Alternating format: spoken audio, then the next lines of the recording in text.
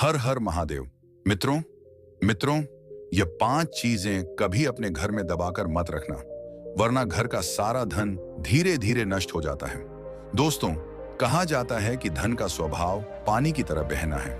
यदि उसे रोक दिया जाए तो वह ठहरता नहीं बल्कि सड़ने लगता है। दुनिया में 2 तरह के लोग होते हैं, एक वे जो धन के स्वामी होते हैं और दूसरे वे जिन्हें धन अपना गुलाम बना लेता है। अक्सर मनुष्य इस भ्रम में अपनी पूरी उम्र गुजार देता है कि वह तिजोरियां भर रहा है, जबकि असलियत में वह अपनी ही सांसों की पूंजी को खाली कर रहा होता है। वह उस कंजूस की तरह होता है जो नदी के किनारे बैठकर प्यासा मर जाता है, क्योंकि उसे डर होता है कि पानी पीने से नदी का पानी कम हो जाएगा। मित्रों, एक बार कैलाश में भगवान शिव और माता पार्वती विराजमान थे। तभी माता पार्वती ने भगवान शिव से पूछा, हे प्रभु, मनुष्य को वे कौन सी 5 चीजें हैं जिन्हें कभी घर में नहीं रखना चाहिए, जिससे उसका सारा धन धीरे धीरे नष्ट हो जाता है। पार्वती की बात सुनकर भगवान शिव मुस्कुराए और बोले, हे देवी, आज आपने संपूर्ण जगत के कल्याण के लिए अत्यंत ही महत्वपूर्ण प्रश्न पूछा है। हे देवी, मैं आपके इस प्रश्न का उत्तर एक कथा के माध्यम से दूंगा। आप इसे ध्यानपूर्वक पूरा सुनना। मित्रों, कथा शुरू करने से पहले मेरा आप सभी से अनुरोध है कि एक बार सच्ची श्रद्धा से कमेंट में हर हर महादेव अवश्य लिखें। मैं भगवान भोलेनाथ से प्रार्थना करता हूं कि वे आप सभी पर अपनी कृपा बनाए रखें, आप सभी को हमेशा खुश रखें और आप सभी की मनोकामनाएं पूर्ण करें। फिर भगवान शिव कहते हैं, हे देवी, भूमलगढ़ नाम का एक समृद्ध नगर था। उस नगर में सबसे बड़ा जमींदार और व्यापारी था सेठ रतन सिंह। सेठ रतन सिंह के पास इतनी धन दौलत थी कि अगर वह सोने के सिक्के बिछाना शुरू कर देता तो पूरे नगर की सड़कें सोने से चमक उठती। लेकिन विडंबना यह थी कि सेठ जितना धनवान था उससे कहीं ज्यादा कंजूस था। नगर में उसके नाम की मिसाल दी जाती थी कि अगर सेठ जी के हाथ में गुड़ लग जाए तो वे उसे धोने के बजाय तब तक चाटते रहते जब तक खाल ना निकल जाए। सेठ रतन सिंह का सिद्धांत बड़ा सीधा था, पैसा कमाना कला है लेकिन उसे बचाना तपस्या। उनकी इसी तपस्या ने उनके घर और जीवन को नर्क बना दिया था। उनकी हवेली बाहर से तो आलीशान दिखती थी लेकिन अंदर से उजाड़ थी। सेठ रतन ने सालों से हवेली में सफेदी नहीं कराई थी, क्योंकि उनका मानना था कि चूना और रंग केवल दीवारों की शोभा बढ़ाते हैं, बैंक बैलेंस नहीं। रात के समय हवेली में दिया जलाना भी अपराध जैसा माना जाता था। सेठ जी अंधेरे में बैठने के आदी थे ताकि तेल और बाती का खर्च बच सके। खाने पीने के मामले में तो सेठ 2 समय की सूखी रोटी और दाल के पानी पर ही गुजारा करते थे। लेकिन अगर कभी गलती से उनके दूध के गिलास में मक्खी गिर भी जाती तो वे उसे फेंकते नहीं थे। वे मक्खी को उंगलियों से पकड़कर अच्छी तरह चूस लेते ताकि उस पर लगा एक एक कतरा दूध भी बर्बाद ना हो, और फिर मक्खी को बाहर फेंक देते थे। भोजन के बाद वे 1 गिलास ठंडा पानी पीकर ऐसी तृप्ति भरी डकार लेते थे मानो उन्होंने किसी राजा के यहाँ दावत उड़ाई हो। सेठ जी के यहाँ कोई भी नौकर टिक नहीं पाता था। इसका कारण था उनका वेतन। वे अपने पास केवल एक ही नौकर रखते थे और उसे काम के बदले में मिलता था। दिन भर की कड़ी मेहनत रहने के लिए एक टूटी हुई कोठरी, रोज की एक सूखी रोटी, एक कच्चा प्याज और महीने के अंत में एक मामूली सा ढेला। नतीजा यह होता कि कोई भी नौकर 7 दिन से ज्यादा सेठ की हवेली की सीढ़ियां नहीं चढ़ता था। लोग कहने लगे थे कि सेठ रतन सिंह की नौकरी करना यानी खुद को भूखा मारना है। मित्रों, इसी बीच इस महाकंजूस सेठ की चर्चा भीम सिंह नाम के एक युवक के कानों में पड़ी। भीम सिंह अपनी चतुराई और हाजिर जवाबी के लिए मशहूर था। वह इतना चप्पल था कि सामने वाले की आंखों से काजल भी चुरा ले और उसे पता तक न चले। भीम सिंह ने जब सेठ जी की कंजूसी के किस्से सुने तो उसे बड़ा मजा आया। उसने सोचा, दुनिया में बहुत से लोगों ने धन कमाया है, पर इस सेठ ने तो धन को कैद कर रखा है। अब वक्त आ गया है कि इस कैद से धन को आजाद कराया जाए और सेठ जी को जीवन का असली स्वाद चखाया जाए। भीम सिंह ने एक योजना बनाई और सीधा सेठ जी की हवेली पर जा पहुंचा। वहां सेठ जी फटे हुए आसन पर बैठकर फटी हुई वही खाते की किताब को गूंद से चिपका रहे थे। भीम सिंह ने झुककर बड़े अदब से सलाम किया और बोला, सेठ जी, राम राम। मैंने सुना है कि आप जैसे नेक और कम खर्च करने वाले इंसान को एक ईमानदार नौकर की जरूरत है। सेठ रत्न सिंह ने अपनी भौहें सिकोड़ी और चश्मा नाक पर टिकाकर उसे ऊपर से नीचे तक देखा। उन्होंने कड़क आवाज में पूछा, ईमानदार तो बहुत आते हैं, पर यह बताओ कि तुम खाते क्या हो? मेरे यहां बर्बादी के लिए एक भी दाना नहीं है। भीम सिंह ने बड़ी मासूमियत से जवाब दिया, मालिक, मेरी तो भूख ही मरी हुई है। मैं तो बस नाम मात्र की एक रोटी और प्याज में खुश रहता हूं, और वेतन की चिंता आप ना करें। जब तक मैं आपकी हवेली का मुनाफा ना बढ़ा दूं, मुझे एक ठेला भी मत दीजिएगा। बस आपके चरणों में जगह मिल जाए, यही मेरा सौभाग्य होगा। मित्रों, मुफ्त का नौकर और कम खाने वाला, यह दो शब्द सेठ जी के कानों में संगीत की तरह गूंज गए। उन्होंने मन ही मन सोचा कि भगवान ने इस मूर्ख को मेरे लिए ही बनाया है। उन्होंने तुरंत भीम सिंह को अपने काम पर रख लिया। अगले कुछ दिनों में भीम सिंह ने सेठ जी का ऐसा विश्वास जीता कि सेठ जी उसके कायल हो गए। वह हर उस जगह पैसे बचाता जहां सेठ जी की नजर भी नहीं जाती थी। वह फटे हुए बोरों को सिलकर नया जैसा बना देता, और अगर कोई मेहमान गलती से हवेली के दरवाजे पर आ जाता तो वह उसे बड़ी चतुराई से बाहर से ही विदा कर देता, ताकि पानी और गुड़ का खर्च बच जाए। सेठ जी बड़े खुश थे। उन्हें लगा कि अब उनकी संपत्ति सुरक्षित हाथों में है। मित्रों, एक दिन शाम के धुंधलके में सेठ जी अपनी सूखी रोटी चबा रहे थे। तभी भीम सिंह ने एक गहरी सांस ली।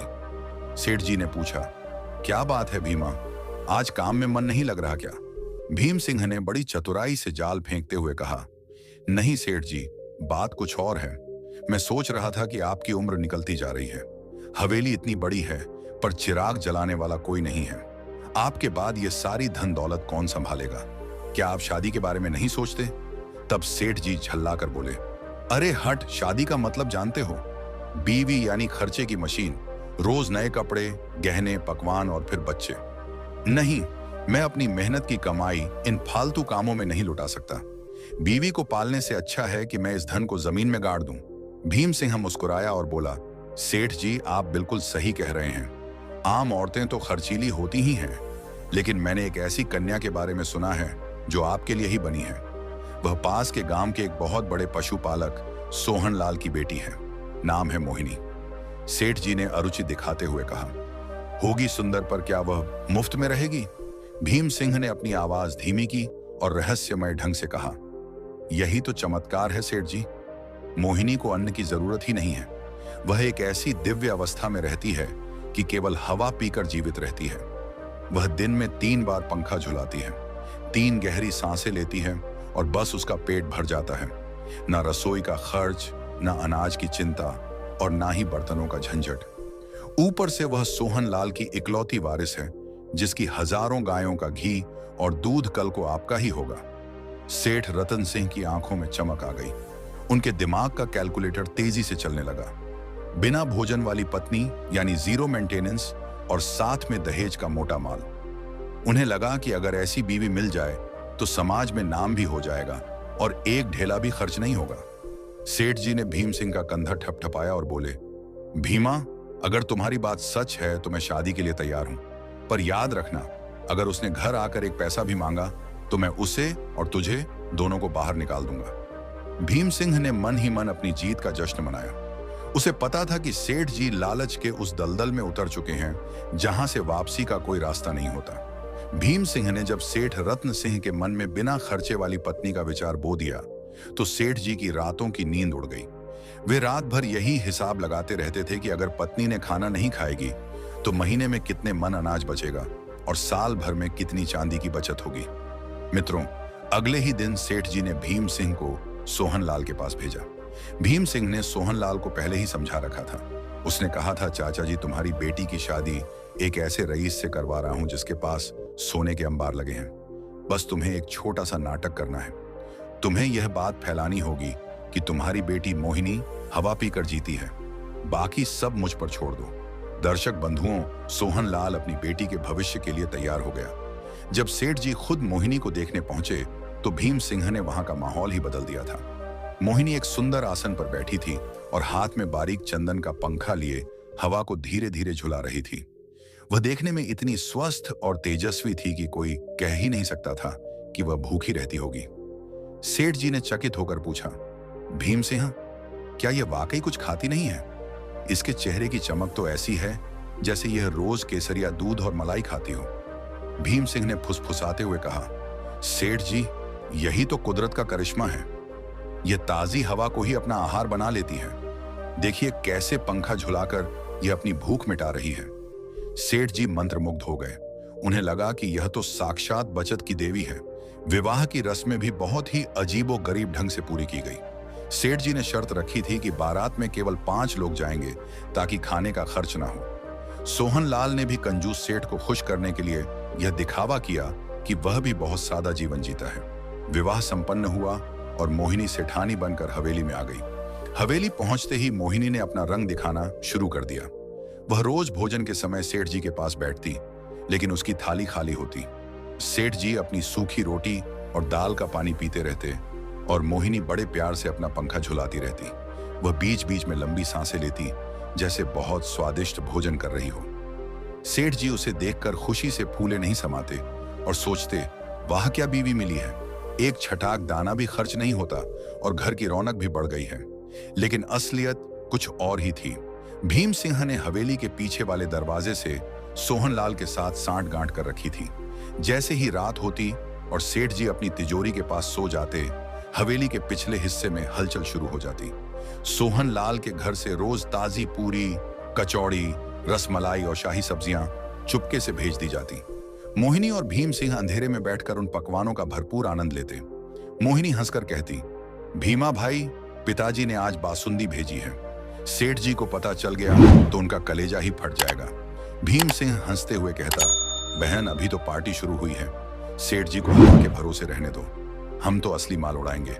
इसी तरह कई दिन बीत गए। सेठ जी को जरा भी भनक नहीं लगी कि उनकी हवा पीकर जीने वाली पत्नी पर्दे के पीछे दावतें उड़ा रही है। मोहल्ले के लोग भी हैरान थे कि आखिर सेठ जी की पत्नी जीवित कैसे रहती है। भीम सिंह ने पूरे कस्बे में यह बात फैला दी थी कि सेठानी एक महान योगिनी है जो वायु पीकर ही जीवन जीती है। सेठ जी अपनी किस्मत पर नाचते नहीं थकते थे। वे सोचते थे कि उन्होंने भीम सिंह को रखकर अपनी जिंदगी का सबसे बड़ा मुनाफा कमा लिया है। लेकिन वे यह नहीं जानते थे कि मोहिनी और भीम सिंह उनकी तिजोरी की नींव खोदने की तैयारी कर चुके हैं। अब उनका अगला कदम था सेठ जी के उस गुप्त खजाने तक पहुंचना, जिसे उन्होंने सालों से अपनी कंजूसी की ईंटों के नीचे छिपा रखा था। दर्शक मित्रों, सेठ रत्न सिंह और मोहिनी के विवाह को कुछ समय बीत चुका था। सेठ जी इस बात से बेहद संतुष्ट थे कि उनकी पत्नी का रखरखाव शून्य है। वे अक्सर अपनी पत्नी को पंखा झुलाते देख मन ही मन मुस्कुराते और सोचते थे कि उन्होंने दुनिया की सबसे बेहतरीन संपत्ति हासिल कर ली है। लेकिन भीम सिन्हा और मोहिनी का असली लक्ष्य अब भी दूर था। वे जानते थे कि सेठ जी ने हवेली के किसी गुप्त कोने में बरसों की कमाई जमा कर रखी है, जिसे ना तो कोई देख सकता था और ना ही कोई छू सकता था। एक दिन भीम सिंह ने मोहिनी को अकेले में बुलाया और कहा, बहन अब समय आ गया है कि हम सेठ जी की उस अंधेरी कोठरी का रहस्य जाने जिसे वे अपना प्राण कहते हैं। जब तक खजाने का मुंह नहीं खुलेगा तब तक हमारे अगले मंसूबे पूरे नहीं होंगे। तुम अपनी जिद शुरू करो। मित्रों, उसी रात जब सेठ जी अपनी कोठरी में पुराने हिसाब किताब के पन्ने पलट रहे थे, मोहिनी वहां पहुंच गई। उसने अपना चेहरा उदास कर लिया और एक लंबी सांस ली। सेठ जी घबरा गए और पूछ बैठे, क्या बात है भाग्यवान, क्या हवा कम लग रही है या पंखा पुराना हो गया है? कहो तो भीमा से कहकर पंखे की डंडी बदलवा दूं। नया पंखा खरीदने की बात तो सेठ जी के सपने में भी नहीं आती थी। मोहिनी ने धीरे से कहा, नहीं स्वामी, बात हवा की नहीं है। मैं इस घर की लक्ष्मी हूं, आपकी अर्धांगिनी हूं, लेकिन मुझे आज तक यह नहीं पता कि मेरा घर अंदर से कैसा है। लोग कहते हैं कि सेठ रत्न सिंह के पास कुबेर का खजाना है, पर मैंने तो आज तक लोहे की एक कील भी नहीं देखी। क्या आपको अपनी इस हवा पीकर जीने वाली पत्नी पर इतना भरोसा नहीं कि आप उसे अपना खजाना दिखा सके? सेठ जी का माथा ठनक गया। खजाना दिखाने का मतलब था अपनी जान हथेली पर रखना। उन्होंने टालने की बहुत कोशिश की। अरे देवी, वहां क्या देखोगी, बस धूल और पुराने संदूक हैं, और फिर तुम्हारे पैरों में जो चप्पल हैं उनके साथ वहां जाना ठीक नहीं है। कहीं कोई सिक्का चप्पल में फंसकर बाहर निकल आया तो? मोहिनी तो पहले से ही तैयार थी। उसने भीम सिंह की सिखाई बात दोहराई, स्वामी अगर आपको डर है कि मैं वहां से कुछ ले आऊंगी तो मैं नंगे पांव चलने को तैयार हूं। मैं तो वैसे भी कुछ खाती नहीं हूं। मुझे धन का क्या मोह, बस अपनी आंखों की प्यास बुझाना चाहती हूं। सेठ जी ने बहुत आनाकानी की, लेकिन मोहिनी ने हवा त्याग देने की धमकी दे दी। वह बोली, अगर मेरी बात पूरी नहीं करोगे तो मैं हवा भी पीना बंद कर दूंगी। हार मानकर सेठ जी उसे खजाना दिखाने को तैयार हो गए। इधर भीम सिंह ने अपनी चाल पहले ही चल दी थी। उसने मोहिनी को एक विशेष घेरदार घाघरा दिया था, जिसके निचले हिस्से की किनारी पर बहुत ही शक्तिशाली और चिपचिपा गोंद लगा हुआ था। उसने मोहिनी को समझाया, जैसे ही तुम खजाने के कमरे में पहुंचो, खुशी के मारे गोल गोल नाचने लगना। तुम्हारा घाघरा जितना जमीन को छुएगा और जितना लहराएगा, उतना ही हमारा काम आसान होगा। मित्रों, अगली सुबह सेठ जी बड़े अनमने मन से मोहिनी को हवेली के उस गुप्त हिस्से में ले गए। उन्होंने एक भारी पत्थर हटाया जिसके नीचे एक चौड़ा दरवाजा था। जैसे ही वे सीढ़ियां उतरकर नीचे पहुंचे, मोहिनी की आंखें फटी की फटी रह गईं। वहां अंधेरे में भी सोने और चांदी के सिक्कों के अंबार चमक रहे थे। पीतल के बड़े बड़े घड़ों में मोहरें भरी थीं और बोरियों में जवाहरात रखे थे। सेठ जी ने अपनी पूरी जिंदगी इसी अंधेरी कोठरी के लिए कुर्बान कर दी थी। मोहिनी ने अभिनय करते हुए कहा, ओ मेरे स्वामी, आप तो वाकई कुबेर हैं। इतनी धन दौलत देखकर तो मेरा मन मयूर नाचने लगा है। इतना कहते ही मोहिनी ने अपना घेरदार घाघरा फैलाया और उन सिक्कों के ढेर के चारों ओर गोल गोल नाचने लगी। सेठ जी अंधेरे में मशाल लेकर खड़े थे, जिसकी रोशनी जानबूझकर कम रखी गई थी ताकि तेल बचे। उन्हें बस इतना दिख रहा था कि उनकी पत्नी खुशी में नाच रही है। उन्हें क्या पता था कि हर बार जब मोहिनी का घाघरा जमीन पर बिछे सिक्कों को छूता है, तो गोंद की वजह से दर्जनों सिक्के उसके घाघरे की मोहरों से चिपकते चले जा रहे हैं। मोहिनी ने जानबूझकर सिक्कों के ढेरों से टकराकर नृत्य किया। मित्रों, जब वे बाहर आए तो सेठ जी ने चैन की सांस ली कि चलो, कुछ खोया नहीं है। उन्होंने तुरंत दरवाजा बंद कर दिया और बड़ा सा ताला जड़ दिया। लेकिन जैसे ही मोहिनी अपने कमरे में पहुंची, भीम सिंह वहां पहले से मौजूद था। मोहिनी ने अपना घाघरा झाड़ा तो टप टप करके करीब 200 सोने की मोहरें फर्श पर गिर पड़ी। भीम सिंह की आंखें चमक उठी। उसने मोहरें बटोरी और कहा, वाह बहन, तुमने तो कमाल कर दिया आज। अब इन मोहरों से हम सोहन लाल चाचा से कहेंगे कि वे हमारे लिए रोज 56 भोग भेजा करें और कुछ मोहरें बचाकर रखेंगे उस दिन के लिए जब सेठ जी को असली झटका देना होगा। सेठ जी को जरा भी खबर नहीं हुई कि उनकी हवा पीने वाली पत्नी ने एक ही नाच में उनकी सालों की बचत का एक हिस्सा चिपका लिया है। वे तो इस बात पर गर्व कर रहे थे कि उन्होंने पत्नी को खजाना भी दिखा दिया और एक ढेला खर्च भी नहीं हुआ। लेकिन भीम सिंह की योजना का यह तो बस एक छोटा सा हिस्सा था। अब वह सेठ जी को एक ऐसी दावत के जाल में फंसाने वाला था जहां से निकलना सेठ जी के लिए नामुमकिन होने वाला था। दोस्तों, सेठ रतन सिंह के घर में अब एक अजीब सी शांति थी। सेठ जी को लगता था कि उन्होंने अपनी चतुराई से पूरी दुनिया को जीत लिया है। एक ऐसी पत्नी जो बिना खाए रहती है और एक ऐसा नौकर जो बिना वेतन के काम करता है। लेकिन भीम सिंह जानता था कि अब समय आ गया है सेठ जी की कंजूसी के किले पर सीधा हमला करने का। उसने अपनी अगली चाल के लिए एक मोहरा चुना, सेठ जी का सगा भतीजा जो दूसरे शहर में रहता था।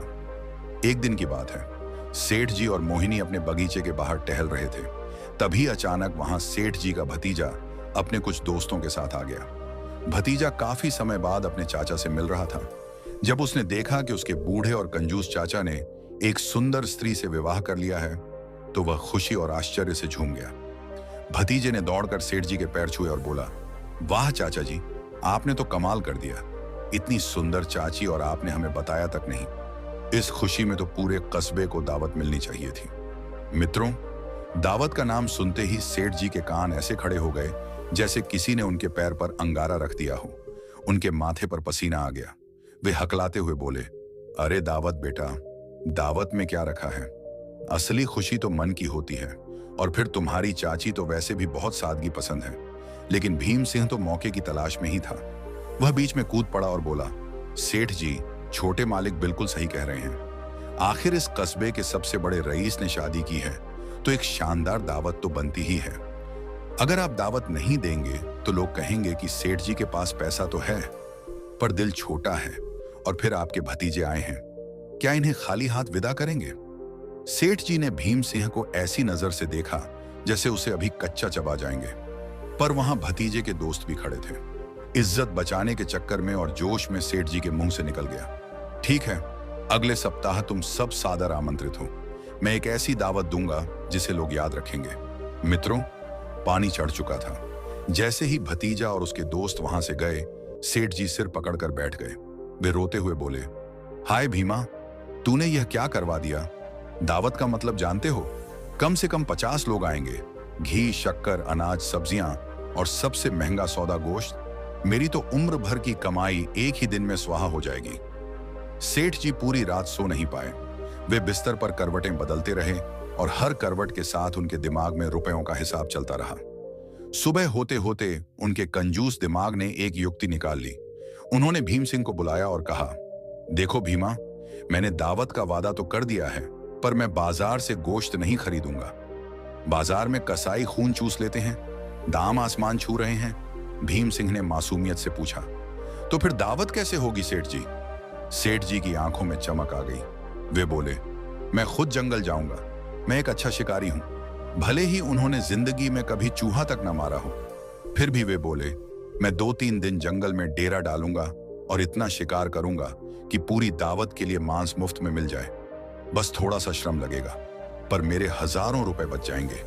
भीम सिंह ने मन ही मन अपनी पीठ थपथपाई। यही तो वह चाहता था कि सेठ जी हवेली से बाहर निकलें। उसने उत्साह दिखाते हुए कहा, वाह सेठ जी, आपसे बढ़कर बुद्धिमान तो इस दुनिया में कोई नहीं है। आप तुरंत निकल जाइए ताकि दावत के दिन तक सारा इंतजाम हो सके। मैं और सेठानी जी यहां दावत की बाकी छोटी मोटी तैयारियां कर लेंगे। सेठ जी ने आनन फानन में अपनी पुरानी बंदूक निकाली और एक फटा हुआ झोला लिया, जिसमें 2 सूखी रोटियां बांधी और जंगल की ओर चल दिए। जाते जाते वे मोहिनी से कह गए, भाग्यवान, ध्यान रखना, जब तक मैं न लौटूं किसी बाहरी व्यक्ति को घर के अंदर मत आने देना और दिया मत जलाना। तेल बहुत महंगा है। जैसे ही सेठ जी की आकृति धूल में ओझल हुई, भीम सिंह और मोहिनी ने एक दूसरे को देखा और ठहाका लगाकर हंसने लगे। भीम सिंह बोला, अब शुरू होगा असली खेल। सेठ जी जंगल में हिरण ढूंढ रहे हैं और हम यहां उनके खजाने को ढूंढेंगे। भीम सिंह ने बिना समय गंवाए कस्बे से सबसे कुशल ताला बनाने वाले लोहार को बुलाया। वह लोहार भीम सिंह का पुराना जानकार था। मोहिनी ने उस लोहार के सामने अभिनय किया और कहा, भाई, मेरे पति खजाने की चाबी कहीं जंगल में गिरा आए हैं। अब दावत के लिए सामान निकालना है तो जल्दी से इस गुप्त दरवाजे का ताला खोल दो, वरना बड़ी बदनामी होगी। लोहार ने सेठानी का आदेश मानते हुए चंद घंटों की मशक्कत के बाद उस भारी भरकम ताले की एक नई चाबी बना दी। जैसे ही ताला खुला, भीम सिंह और मोहिनी अंदर दाखिल हुए। इस बार उनके पास समय भी था और चाबी भी। भीम सिंह ने उन बोरियों और घड़ों में हाथ डाला तो वे सोने की मुद्राओं से भरे हुए थे। उसने कई बड़ी थैलियां सोने के सिक्कों से भर ली। मोहिनी ने कहा, भीमा भाई, क्या हम यह सब लेकर भाग जाएंगे? भीम सिंह मुस्कुराया और बोला, नहीं बहन, भागना कायरों का काम है। हम तो सेठ जी को उनके अपने ही पैसों से राजसी सुख का दर्शन कराएंगे। हम इस हवेली को वह रूप देंगे जिसे देखकर सेठ की आंखें, तो क्या उनकी आत्मा भी कांप जाएगी? दर्शक मित्रों, अगले 3 दिनों तक हवेली में वह काम हुआ जो पिछले 30 वर्षों से नहीं हुआ था। भीम सिंह ने शहर से सबसे अच्छे कारीगर, पेंटर और सजावट करने वाले बुलवाए। सेठ जी के ही सोने के सिक्कों के बदले में रेशमी पर्दे, मखमली गद्दे, कालीन, झूमर और बेशकीमती फर्नीचर हवेली के अंदर आने लगे। दीवारों पर जो धूल और मकड़ी के जाले थे, वहां अब सोने के फ्रेम वाले आईने और सुंदर चित्रकारी चमक रही थी। मित्रों, इधर बेचारे सेठ जी जंगल में झाड़ियों के पीछे छिप छिप कर मच्छर कटवा रहे थे। वे एक एक कौड़ी बचाने के चक्कर में अपनी जान जोखिम में डालकर तीतर बटेर के पीछे भाग रहे थे। उन्हें क्या पता था कि जिस खजाने को उन्होंने एक एक दाना बचाकर सींचा था, वही अब उनके घर की दीवारों पर रंग बनकर चढ़ रहा है। दावत का दिन करीब आ रहा था और हवेली अब किसी राजमहल से कम नहीं लग रही थी।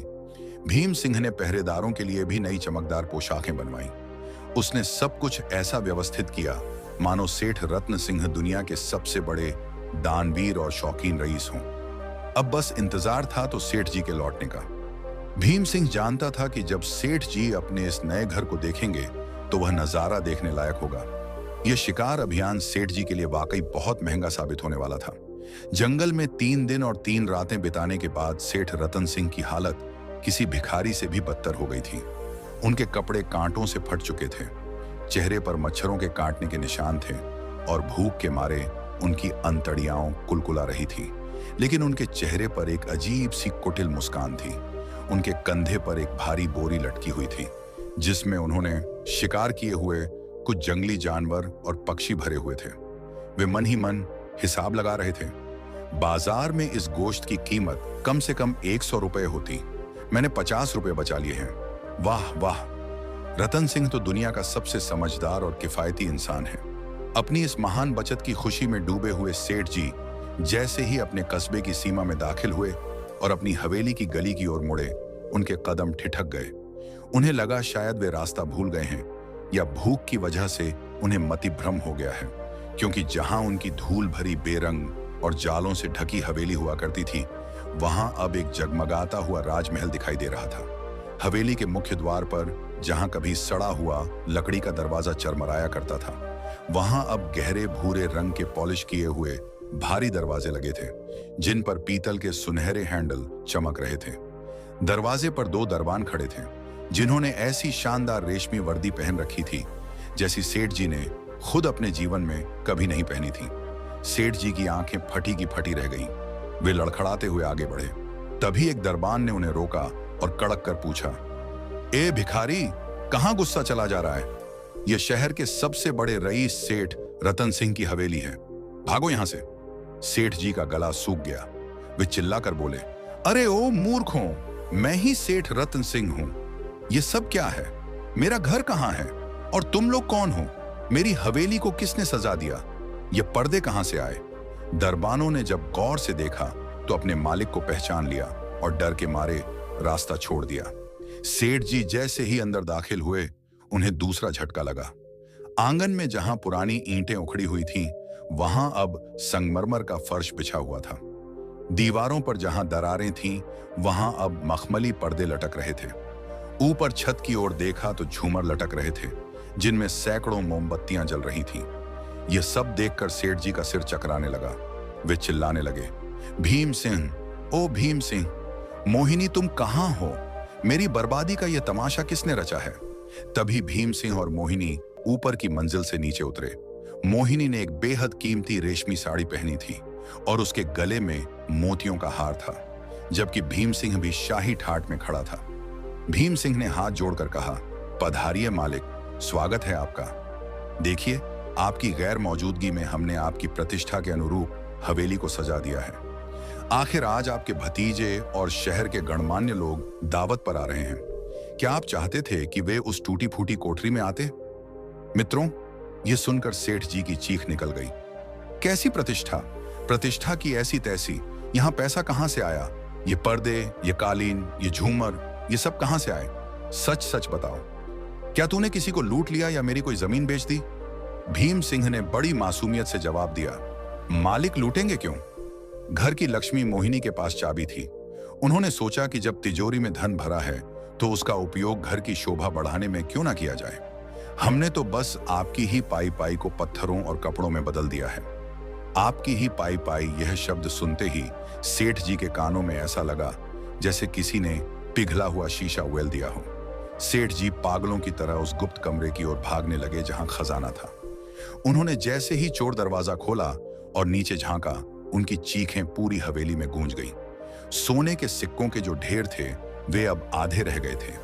चारों ओर खाली बोरियां पड़ी थीं। सेठ जी वहीं जमीन पर बैठकर अपना माथा पीटने लगे। हाय मेरी मेहनत की कमाई, मेरा खून पसीना भीमा, तूने मुझे उजाड़ दिया।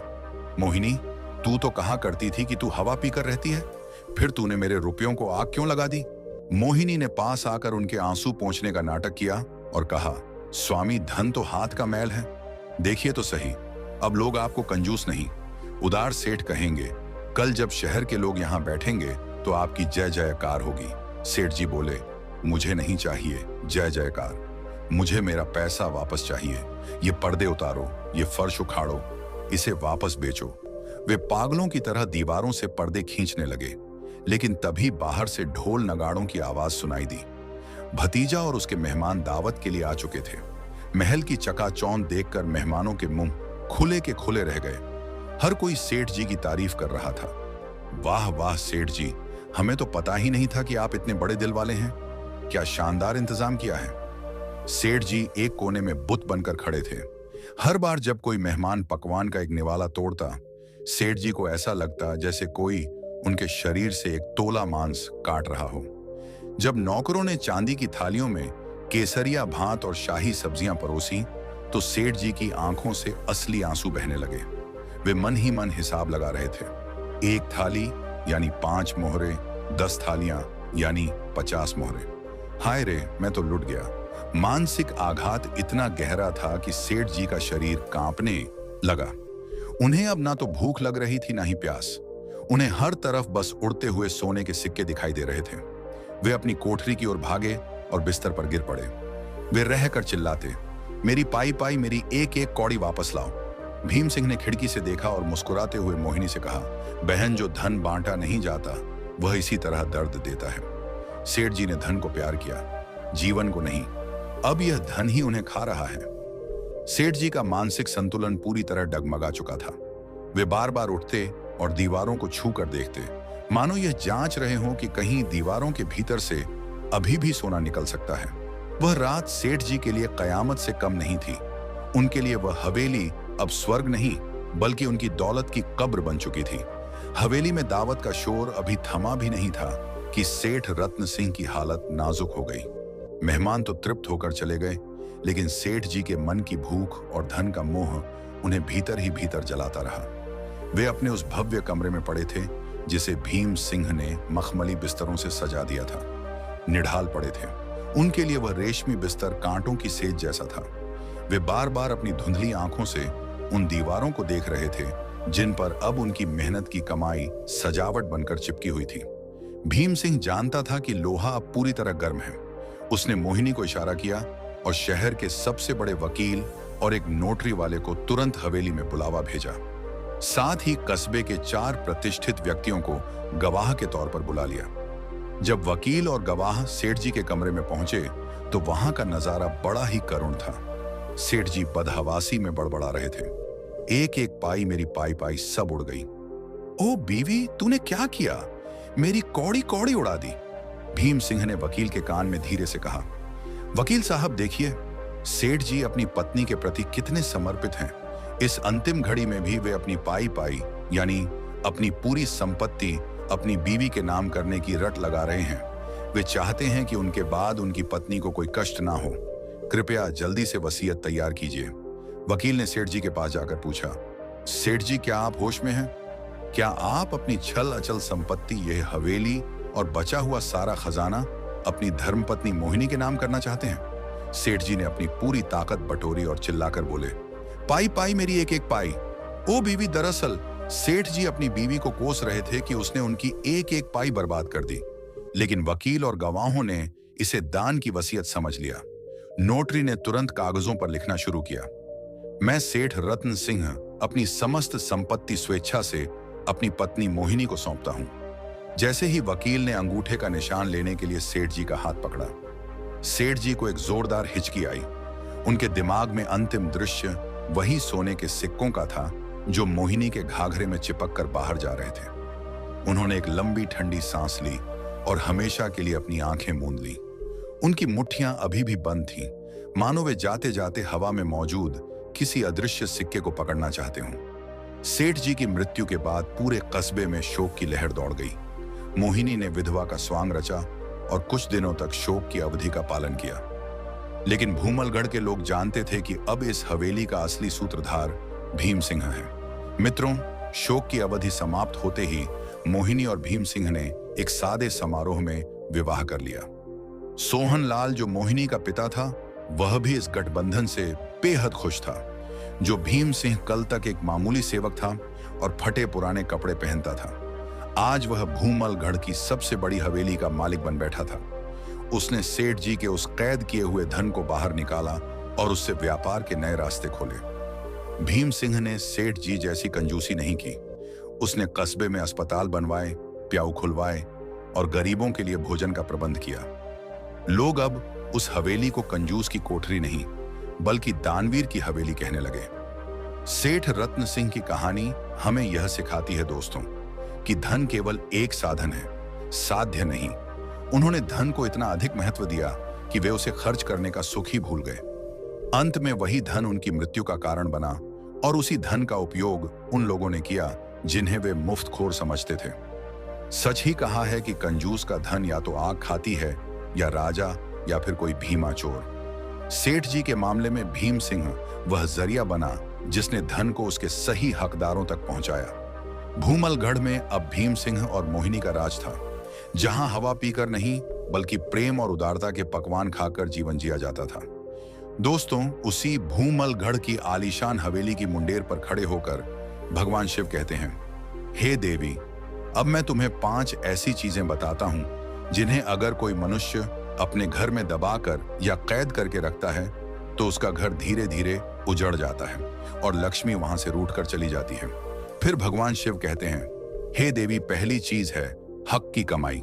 जिस घर में धन केवल आने का रास्ता जानता है और जाने का नहीं, वह घर सड़ जाता है। जैसे पानी एक जगह रुका रहे तो उसमें कीड़े पड़ जाते हैं, वैसे ही जो मनुष्य धन को केवल दबाकर रखता है और जरूरतमंदों की मदद नहीं करता, जैसा सेठ रतन सिंह करता था, उस धन को अंततः भीम सिंह जैसे लोग या बीमारियां खा जाती हैं।